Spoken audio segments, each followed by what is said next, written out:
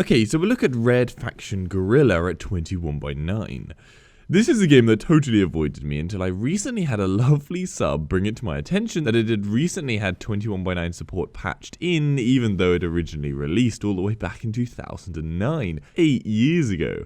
And I'm so damn glad I got around to playing this because, whoa, seriously, I love this game.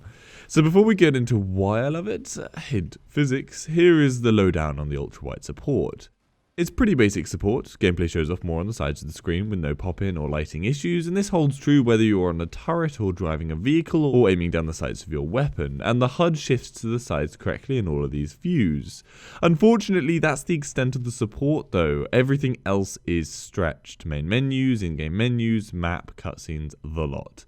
However, honestly, I'm not too fussed. For one, the fact ultra-wide resolutions were patched in so far after launch is massively appreciated. And whilst having menus in the map all stretch is not great, the fact that they aren't broken or screwed up means you do get a continual experience. You aren't jumping from black bars to stretches to random scaling issues, so in that respect it's good. However, I will say that the cutscenes are the only feature I really wish were black barred. The stretch distorts the videos comically. So what do I think of the game? Well, from the point of the story, it's your basic revenge kind of thing. It's no spoiler to say your brother dies at the start, it happens 2 minutes into playing, and you then wage war against the EDF who control Mars. It's very basic, and not going to have you crying or questioning life or such like. It's just a base for the true star of this game, the gameplay. So if you have ever played Red Faction Guerrilla, or even just heard about it, you'll likely know that this game features one of the best physics engines found in any game. It's so brilliantly satisfying and engrossing. I literally spent half an hour doing the first opening tutorial just because I wanted to smash everything in there, even though you can do it in 2 minutes. There is something mesmerizing about the breaking of the walls and floors of a building and watching the structure dynamically react to the loss of its support and slowly crumble before crashing to the ground. And don't think it just falls through the ground, no. Amazingly, all the components of the structure shatter beautifully into a pile of physical debris which you can wade through. Wow, this is making me sound like I have borderline personality disorder, but you hopefully get a sense of what I'm talking about in the gameplay behind. That's not to say it's perfect by any means. For example, I would love bullets to do physical damage instead of just being restricted to your sledgehammer and explosives, but they still provide a beautiful option for smashing up the world. I must also give a shout out to the brilliance of having a sledgehammer as your melee weapon. It's goddamn fantastic. I need to note though that whilst I'm glowing about the physics, the rest of the gameplay isn't amazing. Shooting is very basic and a little clunky, and enemies, whilst can certainly be challenging to fight, aren't really that interesting. They're quite your usual typical grunt type. Driving is also stale as anything and clunky. You'll not be actively looking to drive around at your leisure, that's for sure. However, it is amazing driving headfirst into the side of a building and having it crash around you. I should also point out that the previous game's ground destruction has been removed in favour of the building physics instead. Graphically, the game is showing its age. Whilst the buildings all look good enough, the ground textures of Mars are laughably bland, notably contrasting to the buildings and vehicles, and you wouldn't mistake this for a 2017 game. But in the end, again, it's nothing I'm overly fussed about. I'm not looking for a beautiful title here in that sense. I'm playing this for the physics, for that freedom and gameplay style I just don't get from other titles. And on that point, oh man, where the hell are all these physics in modern games? Just imagine GTA with all these physics. Thinking back to the days of Mercenaries and, well, obviously this among other physics-leaning titles, we really seem to have lost that scale of destruction to our worlds, and I would love to push back towards it. This game stands on a very tiny peninsula with games like Beam.ng, in many ways Rainbow Six Siege, though that certainly saw downgrades, and hopefully Crackdown 3 if that ever releases, to name a few. I'm a total graphics whore. I absolutely love beautiful worlds, but one thing I value more is physics.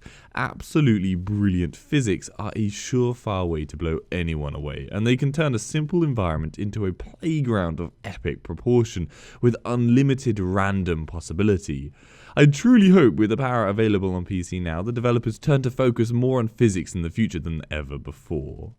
Performance is pushed hard, especially in massive, and there are massive explosions, and just generally when you have a lot of destruction occurring simultaneously. I usually could just about stay over 60 FPS in all those times on a GTX 980 Ti with a 6700K on highest settings everything, with times 2 MSAA at 3440 by 1440. However, I was unable to stay over 60 FPS in this particular mission on screen, where you use this walking robot thing that you steal, but FPS was playable, and honestly I was so mesmerized with the destruction around me that I hardly noticed, and it was an awesome mission nonetheless. My final two notes are that you can't change FOV levels, something that doesn't bother me as it's third person, so FOV has never really been a true issue for me unlike first person games. However, I know that there are people who like FOV options even with third person. And secondly, if you get that weird unable to retrieve saved contents error right at the start of the game after you complete the tutorial, I found that redoing the tutorial again meant it saved correctly. So it seems just do it a few times and it should work and you'll never run into it again. It's a weird glitch. I'm going to give this a WideAsFcuk score of 1, however I want it noted that whilst this seems like a terrible score, I want to footnote it with the point that it's glitch free. It's a simple ultra wide title. You don't need to mod it, you won't be surprised with what you find on each screen as it's all stretched outside of gameplay, and so it makes for a comfortable experience in a weird way. I hope I kind of explained that well. I mean, it would still be nice if it had all been ultra-wide, but it's better than the whole thing being locked to 16:9, obviously. But anyway, if you haven't guessed already, I absolutely recommend this game. It's damn cheap to pick up anyway, and it's a seriously fun title. If anything, just get it for the physics. It's indescribably satisfying leveling a building with your sledgehammer. Anyway, I hope that gives you some information on how the game runs at 21:9. Give this video a like if you found it helpful, and subscribe for future info. For any other games at 21:9, head over to my channel. Hopefully I've covered it. If I haven't, then leave a comment down below and I'll try and cover it. And if you'd like to donate to the channel, the link's to my Patreon page are in the description. See you later.